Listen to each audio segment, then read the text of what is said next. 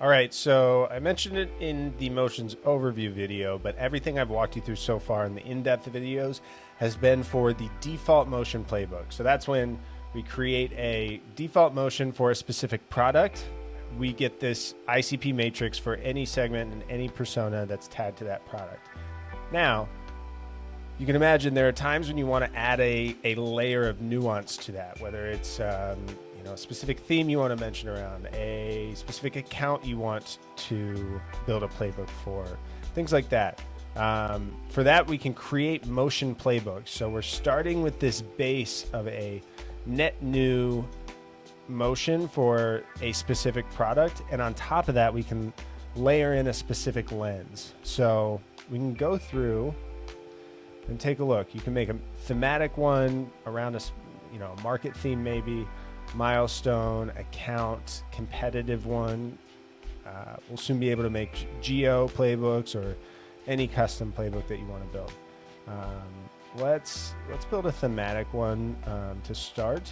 We'll see what suggestions come up here, but let's see. I think quantifying duplication costs. So it's this theme that we want to permeate the entire matrix, or maybe, as we'll get to in the next screen, a specific subsection of the matrix. So maybe we're saying, this duplication cost I've been hearing about, it's specifically relevant to financial services and tech companies, and we actually want to target CIOs and CTOs. So we can start to narrow this ICP for this specific playbook, which is pretty cool. And then we can also go through and say,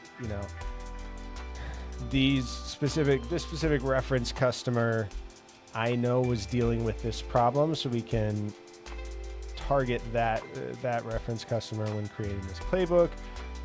Same thing with all these other ones. I'm going to turn this back to auto, but that's how you can start to get a bit more granular with the data that comes through. So this will be creating, and we'll get a matrix just like the default one, but it will definitely be smaller, be a specific audience. And here you can see we've got our two segments and our two personas that we created it for. Otherwise, it looks very similar to our default playbook, which we can still see here. But then we'll generate the specific value props and messaging for each segment of this playbook matrix. So, all right, so that specific cell has been generated. And just like the default playbook, we'll see activities when they start to flow through. And we'll get the specific messaging for this cell with that theme layered on top of it. We'll be able to see activities for that cell and the linked elements. So I think very similar to how the default playbook looks. It's just essentially adding in that layer of nuance. And what's cool about that is then when you create an agent or create a skill and you want to use the messaging from this playbook, you can point it at the specific playbook, and then the skill, the agent, whatever you're using can determine, who am I talking to, which of these ICP cells do they fit into, let me pull from the messaging from there. So that's kind of how you can start to think about using it. I'll dive into agents a little bit more in the next video and how to link these in, but hopefully this gave you a good broad understanding of what motion playbooks are and how to start thinking about them. Thanks.